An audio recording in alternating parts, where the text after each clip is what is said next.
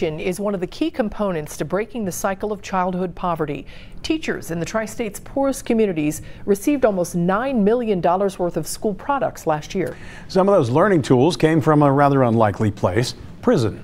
As we continue our look at Cincinnati's crisis, Local 12's Megan Mongello went into the lockup to hear from the men making the crafts. These cute felt puppets give the room a cozy feel. Until you notice the workers are dressed in prison clothes using scissors that are bolted down. I usually do the braids.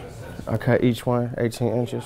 Jamie Cason is doing time for drugs. He's locked up at the Lebanon Correctional Institution. Good behavior behind bars gave him the opportunity to work in a program called Crafts with Convictions.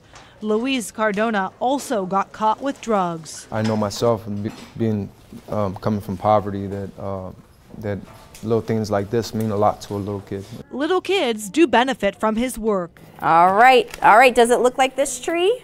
Yeah. Carthage preschool teacher Samantha Tincher used to spend $800 each school year from her own pocket. Now she spends half of that. She qualifies for Crayons to Computers. The nonprofit near the Norwood Lateral has shelves packed with pens, notebooks, and more. One section has learning tools handmade by prison inmates that Mrs. Tincher says she looks forward to shopping in. When I step in front of that, it just excites me because that's where you get to be creative and use all the different resources. Prisoners made all of these items, like these simple cutouts that Mrs. Tincher says she uses as journals. And inside are pages for them to do their journal writings. They can make artwork in the pages. They can do different lessons on each page.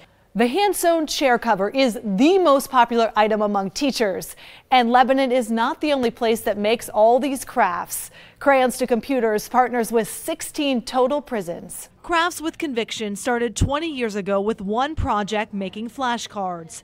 State institutions require rehabilitation as part of the community service. Now inmates in several different facilities spend more than 5,000 hours a month making learning tools, often using recycled material like this Kings Island map from 2017.